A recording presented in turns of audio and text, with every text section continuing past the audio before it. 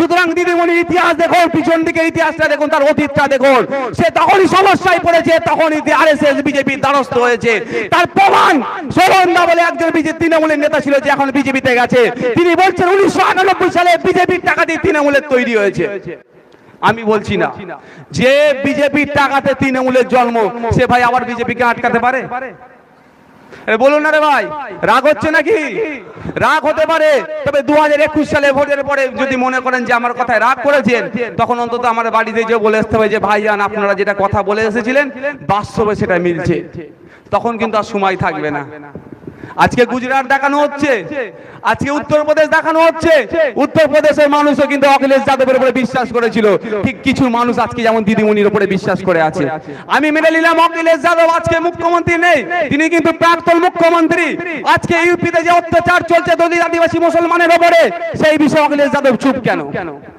আপনাদের প্রশ্ন করলে আপনারা বলবেন হুজুর কি ভাইজান ওনার হাতে তখন ক্ষমতা নেই। আমি মেনে নিলাম ওনার হাতে ক্ষমতা নেই, তিনার নামের আগে কিন্তু একটা প্রাক্তন এক্স লিগা আছে। তিনি তো রাজপথে বসতে পারে, তিনি তো অনশনে বসতে পারে। তিনি যখনই অনশনে বসবে শুধু ভারতবর্ষের মিডিয়া নয়, ইন্টারন্যাশনাল মিডিয়া এটাকে কভার করবে যে রাজ্যের প্রাক্তন মুখ্যমন্ত্রী, তার রাজ্যে এত অত্যাচার চলছে, তার জন্য তিনি রাস্তায় বসেছেন। ইন্টারন্যাশনালি ভাবে ইউএনএ খবরটা যাবে, রাষ্ট্রপুঞ্জে খবরটা যাবে, জাতিপুঞ্জে খবরটা যাবে, দেশের সরকারের উপরে চাপ আসবে, দেশের সরকারের মাধ্যমে রাজ্যে চাপ দেবে। সেটা করছে কোথায় দেখছেন? আজম খান, ঠিক আজকে যেমন ফিরাদ হাকিম আছে না, সিদ্দিকুল্লাহ চৌধুরী আছে না, রেজ্জাক মোল্লা আছে, সেরকম আজম খান ছিল একটা সময় খুব গলা বাটাতো সমাজবাদী পার্টির হয়ে। আজকে তার অবস্থানটা কোথায় দেখুন। আজকে তার গরু চুরি, ছাগল চুরির দায়ে পুরো পরিবারকে জেলে ভরে রেখে দিয়েছে। অখিলেশ যাদবের ভূমিকা কোথায় আপনারা জানেন না, জানিয়ে দিচ্ছি, একটু খোঁজ নিয়ে দেখবেন। আপ আদমি পার্টির তাহের বলে একজন কাউন্সিলর ছিলেন, যে আজকে কোথায় আছে একটু খোঁজ নিন।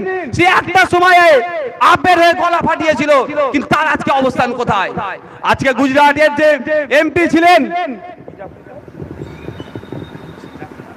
জাফরি নামে, যিনি এমপি ছিলেন, তাকে তার পরিবারকে তাকে মেরে দেওয়া হলো, তাকে হত্যা করা হলো। আজ যারা হত্যা করলো কজন বিচার পেয়ে তাদের বিচার করা হয়েছে বলুন? কিন্তু একটা সময় তারা সবাই গলা ফাটিয়েছিল। সুতরাং সময় এসেছে আমাদেরকে আমাদের প্রতিনিধি তৈরি করতে হবে। আমাদেরকে যদি আমরা যদি আমাদের প্রতিনিধি না তৈরি করি, ঠিক কেমন হবে জানেন? কিছুদিন পূর্বে এই মাস 6 আগে আপনারা খোঁজ পেয়েছিলেন ইউপির হাতরাসে একটা মনীষা বাল্মীকি নামে একটা দলিত বোনকে রেপ করা হয়েছিল, তার সাথে অপকর্ম করা হয়েছিল, তারপরে সেই মেয়েটা মারা গিয়েছিল। তার লাশটা তার পরিবারের হাতে তুলে দেওয়া হয়নি, কিন্তু তার যারা রেপ করলো, যাদের জন্য এই মহিলাটির ওই বোনটির মৃত্যু হলো, তাদের বিচার হলো না। কিন্তু দেখে দেশের রাষ্ট্রপতি কে বলেন তো, সেই দলিত। 70টার উপরে দলিত এমপি আছে, তারপরেও তারা আওয়াজ করলো না কেন? কারণ প্রত্যেকের পিছনে টিউনিং করা আছে। রাষ্ট্রপতি আওয়াজ করবে না, ওকে বর্ণবাদীরা নামিয়ে দেবে, কথা চুপ করে থাকো। কিন্তু ইন্ডিয়ান সেকুলার ফ্রন্ট এমন একটা প্ল্যাটফর্ম, এখানে দলিত উঠে তার জনগোষ্ঠীর জন্য আওয়াজ করতে পারবে, এখানে আদিবাসী উঠে তার জনগোষ্ঠীর জন্য আওয়াজ তুলতে পারবে, এখানে হিন্দু সম্প্রদায় উঠে তার জনগোষ্ঠীর জন্য আওয়াজ করতে পারবে, তার জনগোষ্ঠীর চাওয়া পাওয়ার কথা বলতে পারবে, এখানে মুসলিম সম্প্রদায় উঠে তার জনগোষ্ঠীর জন্য চাওয়া পাওয়ার কথা বলতে পারবে। এখানে কোনো পিছন দিক থেকে টিউনিং করা হবে না। ঠিক যে টিউনিংটা সিদ্দিকুল্লাহ চৌধুরীকে করে রেখে দিয়েছে দিদিমণি, যে টিউনিংটা ফিরহাদ হাকিমকে দিদিমণি করে রেখে দিয়েছে, যে টিউনিংটা রাজ্জাক মোল্লাকে করে রেখে দিয়েছে, যে টিউনিংটা আপনার এলাকার ভূমিপুত্র নুরুজ্জামান সাহেব করে রেখে দিয়েছে। আপনারা নিশ্চয়ই জানেন নুরুজ্জামান সাহেবের কথা। আমার তো সন্দেহ আছে নুরুজ্জামান সাহেব এবার টিকিট পাবে কি পাবে না। অত শুনতে অবাক লাগছে, খোঁজ নিয়ে দেখুন। অনেক গলা ফাটিয়েছিলেন উনি একটা সময়ে। আজ যদি দলিত আদিবাসী মুসলিম সব পিছিয়ে বর্গের মানুষের একটা প্ল্যাটফর্ম থাকতো, তাহলে নুরুজ্জামান সাহেবকে চিন্তা করতে হতো না টিকিট পাবো কি পাবো না। তাহলে আজম খানকে আজকে জেলে থাকতে হবে না। আরে বা নুরুজ্জামান স্যার খানাকুল থেকে এর থেকে জিতেছে, পুরসুরা থেকে, আমার জানা আছে। এখানে বিধায়িকা আমি জানি, এলাকার ভূমিপুত্র তো নুরুজ্জামান সাহেব, হাসানুজ্জামান সাহেবের ছেলে। তিনি পুরসুরা থেকে জিতেছিলেন, এবারে কোথা টিকিট পাবে ওনার এখন ঠিক নাই।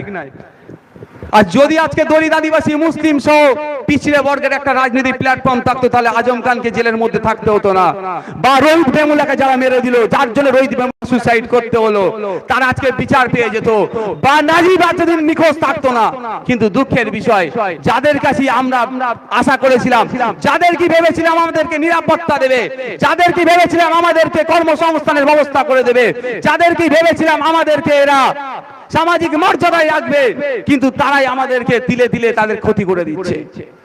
একটু সময় এসেছে আমাদেরকে সচেতন হওয়ার, যে আমরা আমাদের পরবর্তী প্রজন্মের কথা ভাবা দরকার আছে। যদি আমরা মনে করি আমাদের পরবর্তী প্রজন্ম আমাদেরকে কাপুরুষ বলে ডাকবে, আজকে তাহলে আমাদের কথায় আপনাদের সাড়া দিতে হবে না। আর যদি মনে করি আমাদের পরবর্তী প্রজন্ম আমাদেরকে বীর পুরুষ বলে ডাকবে, তাহলে আজকে সময় এসেছে উঠে দাঁড়ান এবং এক বাক্যে আওয়াজ তুলেন যে দেগঙ্গা বিধানসভা থেকে আমরা ইন্ডিয়ান সেকুলার ফ্রন্টের প্রার্থীকে জিতিয়ে আমরা বিধানসভার মধ্যে পাঠাবো। সময় এসেছে, উঠে দাঁড়াতে হবে, চোখে চোখ রেখে লড়াই করতে হবে। হ্যাঁ, লড়াইটাও কিন্তু সংবিধান যেটা দেখিয়েছে, সংবিধানই করেছে, সংবিধান যতটা রাইট দিয়েছে, সংবিধান যতটা রাইট দিয়েছে তার মধ্যে থেকে করতে হবে। এই বলে আমি আমার বক্তব্য সংক্ষিপ্ত দিকে আগাবো, কারণ আসলে রক্ত চলে যাবে। যারা ধর্মপ্রাণ মানুষ আছেন প্রত্যেকে তার প্রার্থনা করবেন। গুটি কয়েক কথা বলে আমি বক্তব্য শেষ করার পূর্বে খুব আস্তে কয়েকটা কথা বলছি। ভাই, বালির বাঁধ দিয়ে, বালি দিয়ে কি আর পানিকে আটকানো যায়? হ্যাঁ, একটু বলুন না। স্পঞ্জ দিয়ে যদি মনে করি পানিকে আটকে রেখে দেবো, একটা নির্দিষ্ট সময় পর্যন্ত স্পঞ্জ পানি টানবে, তার যখন ওভারলোড হয়ে যাবে, পানি টানার ক্ষমতা ছেড়ে যাবে, তাই ওপরে পানি চলে যাবে। তো দিদিমণি আজকে বালির বালি হয়ে দাঁড়িয়েছে, দিদিমণি আজকে স্পঞ্জ হয়ে দাঁড়িয়েছে। তার প্রমাণ হচ্ছে দত্ত পুকুরে দেখুন একটা ছেলেকে ক্লাবের গিয়ে পিটিয়ে মেরে দিয়েছিল, জানেন তো? কটা বিচার হয়েছে ভাই? যারা পিটিয়ে মারল ছেলেটাকে, যারা দোষী তারা কি আজকে জেলের মধ্যে আছে? খোঁজ নিলে দেখুন তারা নাই, খোঁজ নিলে পাবেন তারা তৃণমূলের সাথে যুক্ত। কিছুদিন পূর্বে বা বছর খানেক হতে চলেছে, আপনারা জানেন ফুরফুরা শিব সংলগ্ন আসিফ আজমির বললে একটা ছেলেকে খালকুলোতে পিটিয়ে মেরে দেওয়া হলো। তারা যারা মার্ডার করলো তারা আজকে কটা জেলে আছে বলতে পারবেন? সময় আসিফ আলীর বাপকে আমরা স্টেজে তুলবো, তাকেও জিজ্ঞাসা করবো যে তোমার ছেলেকে যারা মেরেছে তারা আজকে কোথায়, সে এসে বলবে। সময় আসলে এই দত্তপুকুরে যে ছেলেটাকে ক্লাবের মধ্যে গিয়ে পিটিয়ে মারা হলো তার পরিবারের লোককেও আমরা স্টেজে তুলবো এবং বলবো যে তোমার পরিবারের যে যাকে পিটিয়ে মারা হলো তারা কজন আজকে জেল খাটছে, তার নামের নামগুলো বলো। প্রত্যেকে কিন্তু এক বাক্যে বলবে যে একটাও গ্রেফতার হয়নি। তাহলে বালি দিয়ে আমি পানি আটকাতে পারবো ভাই? যখন বালি দিয়ে পানি আটকানো যায় না, তো দিদিমণিকে বিজেপি ঠেকানো যাবে না। কারণ তাদের বড় বড় নেতা নেত্রীরাই বলছে বিজেপির টাকায় তো তৃণমূল তৈরি হয়েছে।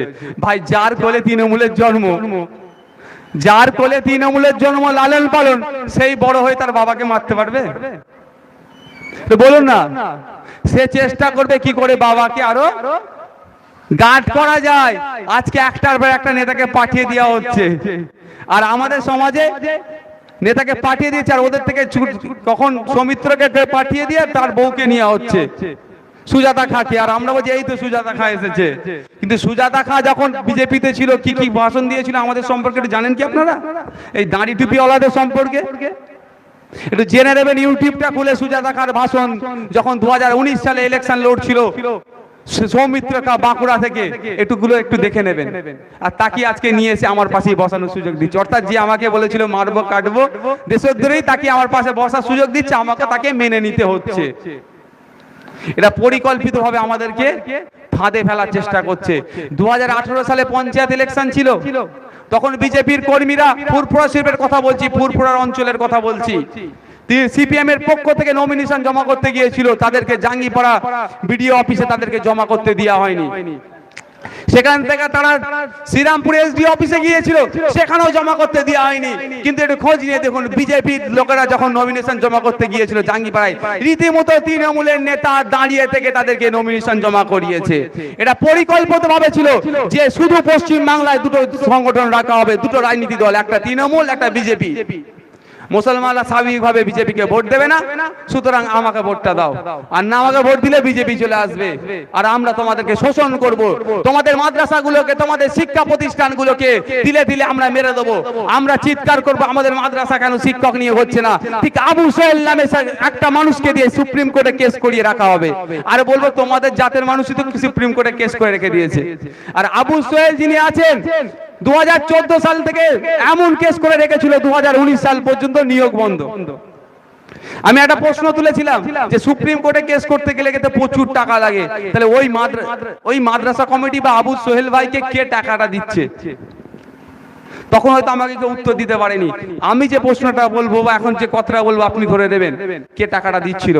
যে আবু সোহেলের জন্য মাদ্রাসাতে 5 বছর শিক্ষক নিয়োগ বন্ধ ছিল, সেই আবু সোহেলকে দিদিমণি পুরস্কার স্বরূপ পশ্চিম বাংলার মাইনরিটিদের যে সংখ্যালঘু সেল আছে তার রাজ্যের একটা বড় পদে বসিয়ে দিল। অর্থাৎ তুই বেটা ভালো কাজ করেছিস, তোর জন্য মাদ্রাসায় 5 বছর নিয়োগ বন্ধ ছিল, তুই আমার একটা ভালো পদে বস। বুঝতে পেরেছেন তো? এই হচ্ছে আমাদের দিদিমণির চরিত্র। এখনো যদি মনে হয় আমরা বিজেপি দালালি করছি, ভাবতে পারেন, তবে 21 সালের পরে বুঝতে পারবেন যে এখন আমাদের কথাটা হয়তো অনেকের গায়ে লাগতে পারে, অনেকের অপছন্দ হতে পারে।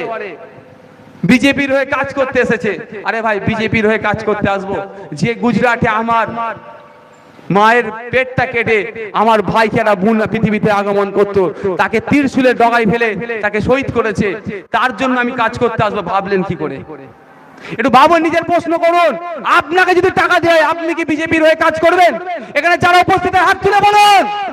আপনারা যদি না করতে পারেন তাহলে আপনার পীরের খানদানের ছেলেকে বলে আপনার বিশ্বাস হচ্ছে না কেন যে ভাইজান টাকা নিয়ে কাজ করবে বিজেপি? টাকার কি প্রয়োজন আছে? আপনারা তো দেখিয়ে দিয়েছিলেন মাত্র 5 মিনিটের ব্যবধানে 33 লক্ষ টাকা আপনার ভাইয়ের হাতে তুলে দিয়েছেন নলেজ সিটির মাঠে তার গাড়ি কেনার জন্য। সুতরাং যারা 5 মিনিটে 33 লক্ষ টাকা দিতে পারে উইদাউট এনি প্রিপারেশনে, তাদেরকে যদি আমরা প্রস্তুত হয়ে আসতে পারি 5 মিনিটে 500 কোটি দেওয়ার ক্ষমতা এদের আছে নাই? যদি না থাকে ইতিহাস দেখুন, পিছনে গিয়ে দেখুন বক্রেশ্বর তাপবিদ্যুৎ কেন্দ্রের ইতিহাস দেখুন। বক্রেশ্বর তাপবিদ্যুৎ কেন্দ্রে 900 কোটি টাকা খরচ হয়েছিল। তৎকালীন সময়ে রাজ্যে ক্ষমতা ছিল বামপন্থীরা, কেন্দ্রে ক্ষমতা ছিল কংগ্রেসরা। তখন বামপন্থীরা বক্রেশ্বর তাপবিদ্যুৎ কেন্দ্রের জন্য 900 কোটি টাকার প্রজেক্ট পাঠিয়েছিল। এই দিদিমণি, এই ভদ্র মহিলা কংগ্রেসকে বলেছিল যদি 9 পয়সা তুমি তাপবিদ্যুৎ কেন্দ্রের জন্য দাও তাহলে তোমার চাটাই গুটিয়ে দিল্লি পাঠিয়ে দেবো। সেই ভয়ে কংগ্রেস কিন্তু টাকা দেয়নি। কিন্তু পশ্চিম বাংলার মানুষ, লড়াকু মানুষ, বীর পুরুষরা কেউ থেমে থাকেনি। তারা রক্ত বিক্রি করে 900 কোটি টাকা উপার্জন করেছিল। সেই 900 কোটির মধ্যে 450 কোটি টাকা কিন্তু এই দাদা হুজুরের ভক্ত মুরিদদের ছিল। দেখিয়ে দিয়েছে যদি দেখা যায় 450 কোটি টাকা রক্ত বিক্রি করতে পারে, তাহলে আপনারা আপনাদের ভাইজানকে 500 কোটি টাকা দিয়ে দ্বিধাবোধ করবেন? বলুন না। তাহলে টাকার কাছে কেন বিক্রি হব? আপনারা তো আমাদের ভালোবাসার পাত্র। যখন করোনা পিক টাইম ছিল সেই সময় আপনাদের ভাইজানকে যখন কাজিয়াতে আক্রমণ করেছিল, যখন সামাজিক দূরত্ব তো দূরের কথা পারস্পরিক দূরত্ব মেনটেন করতে বলেছিল, তখন আপনারা আপনাদের পীর ভাইয়ের জন্য নিজের জীবনের কথা না ভেবে, নিজের জীবন পরিবারের কথা না ভেবে আপনারা রাস্তা অবরোধ করেছিলেন, রাস্তায় নেমেছিলেন, একে অপরের গায়ে গা থেকে গিয়েছিল। তখন করোনা পিক টাইম ছিল, নিজের জীবনের কথা ভাবেননি, আপনাদের ভাইজানের কথা ভেবেছেন। আর সেই ভাইজান কি করে মনে হয় আপনাদেরকে টাকা নিয়ে আপনাদেরকে মৃত্যুর কোলে ঠেলে দেবে?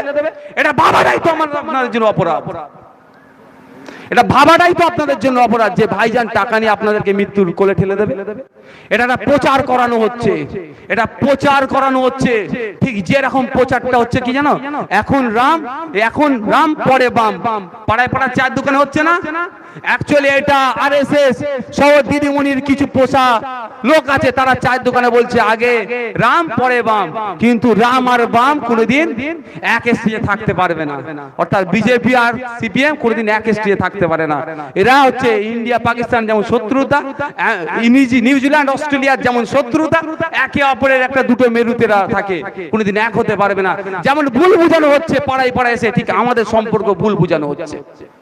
সুতরাং যে টাকা নিয়ে বিরোধী করব, বিজেপির টাকা নিয়ে বিরোধী করব, তোমাদেরকে মৃত্যুর বলে ঠেলে দেবো, এটা মাথা থেকে সরিয়ে দাও। টাকা যদি নেওয়ার দরকার হতো তাহলে দিদিমণির কাছ থেকে নিতাম। নিশ্চয় তো জানেন দিদিমণির পক্ষ থেকে কি কি অফার আসছে। দিদিমণির পক্ষ থেকে বড় বড় টিভি চ্যানেলের মালিককে পাঠানো হচ্ছে তো খুলেই বলি তাহলে টাকার কথা, টিভি চ্যানেলের মালিককে পাঠানো হচ্ছে, গিয়ে একটু সেটিং করো যে নলেজ সিটিতে যা ফান্ড লাগবে দিয়ে দেওয়া হবে। কি বলছি বুঝতে পেরেছেন? টাকা তো নেবো, তাহলে দিদির কাছ থেকে নেবো, দিদির কাছ থেকে টাকা নিলে আপনি আমাদেরকে সাবাসি দেবেন, বলে এই তো ভাইজান এবার দিদির সাথে আছে, কিন্তু টাকায় নেওয়া হবে, টাকা নিয়ে কিছু কাজ হবে না। বক্তব্য হচ্ছে আমাদেরকে আইনি অধিকার দেওয়া হোক। যেখান থেকে আমার দেগঙ্গার একটা ছেলেকে মিথ্যা কেসে কেন ফাঁসানো হচ্ছে, দেগঙ্গার ছেলে যখন প্রতিবাদী হচ্ছে, চাইছে আদিবাসী সম্প্রদায়ের হোক না কেন, মুসলিম সম্প্রদায়ের হোক না কেন, দলিত সম্প্রদায়ের হোক না কেন, মতুয়া সম্প্রদায়ের হোক না কেন, যখন সে সমাজের জন্য কথা বলছে, মানুষের স্বার্থে কথা বলছে, সেই কথাটা যখনই রাজ্য সরকারের বিপক্ষে চলে যাচ্ছে, তাকে কোনো সময় মিথ্যা কেসে, কোনো সময় গাঁজা কেসে, বা কোনো সময় ফেক কারেন্সি কেসে তাকে ভরে দেওয়া হচ্ছে। এটা বার করার মতো আর কেউ থাকছে না।